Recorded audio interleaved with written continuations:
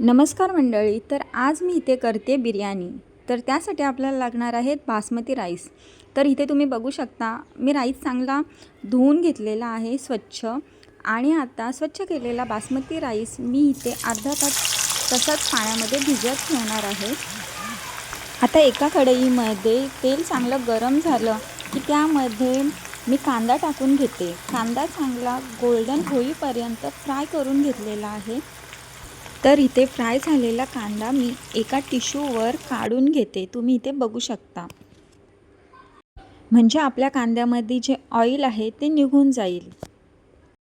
आता आपण इथे थोडंसं लसूण ठेचून घेऊयात. तर आता मी चिकन मॅरिनेट करते. तर त्यासाठी इथे मी चिकन स्वच्छ असं 3-4 पाण्याने धुवून घेतलेलं आहे. त्यामध्ये आपण टाकणार आहोत ठेचलेला लसूण, थोडा फ्राय केलेला कांदा आणि आलं लसूणची पेस्ट. आलं लसूणची पेस्ट टाकून झाल्यावर इथे मी अर्धा कप दही घेतलेला आहे. दही टाकून झाल्यावर त्यात मीठ टाकते. मीठ टाकून झालं की इथे मी आता मसाले टाकणार आहे. त्यामध्ये मी पोटे मसाला वापरते. पोटे मसाला झाला की त्याच्यामध्ये हळद टाकून घेते.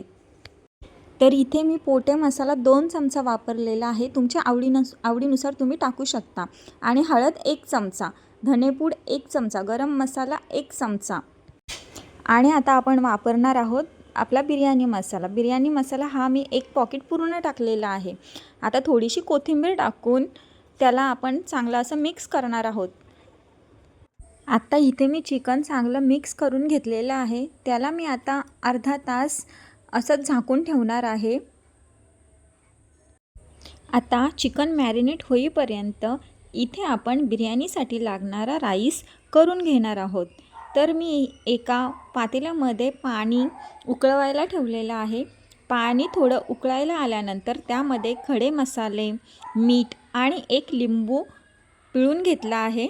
आणि त्यामध्ये 1 चमचा तूप घालून चांगलं उकळून देणार आहे. पाणी चांगलं उकळल्यावर इथे बघू शकता मी सगळे खडे मसाले काढून घेतले आहेत. म्हणजे खडे मसाले आपल्या दाताखाली येत नाही.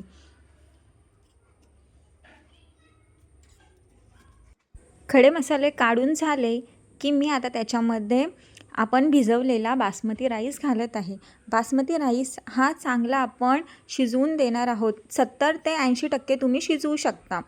आणि इथे तुम्ही बघू शकता आपला राईस चांगला तयार झालेला आहे. आता तो मी काढून घेत आहे आणि एका टोपलीमध्ये छान असं त्याला थंड करत ठेवत आहे. तुम्ही इथे बघू शकता. आता आपण चिकन शिजवणार आहोत. आता इथे मी मगाशी आपण फ्राय केलेला कांदा होता तेच तेल घेतलेलं आहे. त्यामध्ये मी आपला मॅरिनेट केलेलं चिकन तुम्ही बघा इथे मी छान असं परतून घेतलेलं आहे.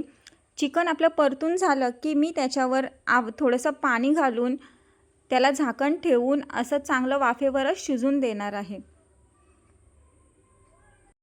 चिकन वाफेवर शिजवलं की ते छान होतं. आता तुम्ही इथे बघू शकता मीही तसंच केलं आहे. तुम्हीही तसंच नक्की ट्राय करा.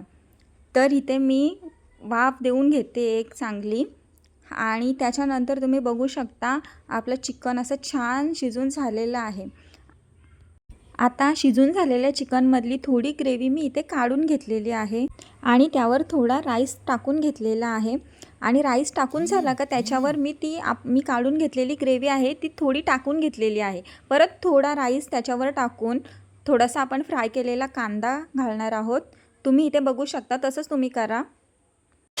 कांदा टाकून झाला की मी इथे थोडं फूड कलर यूज करते.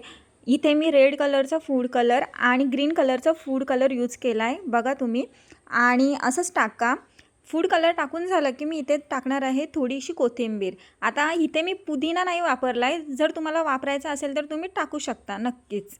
पुदिन्याने पण खूप छान अशी टेस्ट येते.